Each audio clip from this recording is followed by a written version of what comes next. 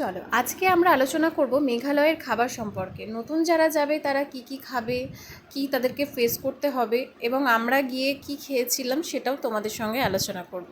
নমস্কার বন্ধুরা, আমি প্রিয়াঙ্কা মুখার্জি। আমার আরও একটি ব্লগে তোমাদেরকে জানাই স্বাগত।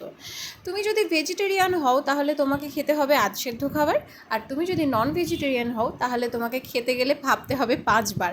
তার কারণ বলছি, ওখানে যে জাতিরা রয়েছে তারা হচ্ছে গারো, খাসি, এরাই সবটা দিক মেনটেন করে। এদেরই ক্যাফে বা রেস্টুরেন্ট বা ধাবা এদেরই রয়েছে। বাঙালি, বিহারি, মারোয়ারি, মুসলিম এগুলো অনেকটাই কম। সুতরাং ওরা বাঙালি খাবার করতে গিয়ে বাঙালি খাবার একদমই পারে না। ভাতকে একদম আধসেদ্ধ করে রেখে দেয়, তরকারির কোনো স্বাদ নেই। আর ননভেজ খেতে গেলে তো তোমাকে হাজারবারই ভাবতে হবে, তার কারণ ওখানকার মানে মাংসটা যে তোমাকে কী মাংস দেবে তুমি সেটা ভাবতেও পারবে না। সুতরাং ওখানে গিয়ে আমি বলবো ভেজটা খাওয়াই ভালো। নর্মাল জীবনধারণ করতে গেলে ওটাই খেতে হবে, মানে পাকে পড়েই আর কি। আর তুমি যদি ননভেজ খেতে যাও তাহলে তো তুমি একদম পাকে পড়ে গেছো, মানে খুবই পাকে পড়ে গেছো। তুমি কী খেয়েছো তুমি নিজেও জানতে পারবে না।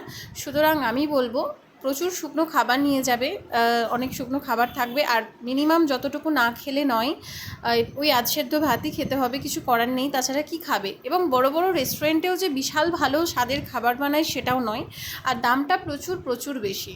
তাই সুতরাং সব দিক মেনটেন করতে গেলে কিছু একটা দিক তো আমাদেরকে মানে ছাড়তেই হবে।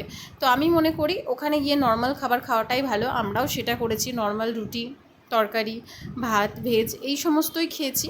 আর এই সমস্ত খেয়ে আমরা কিন্তু একদম সুস্থই ছিলাম।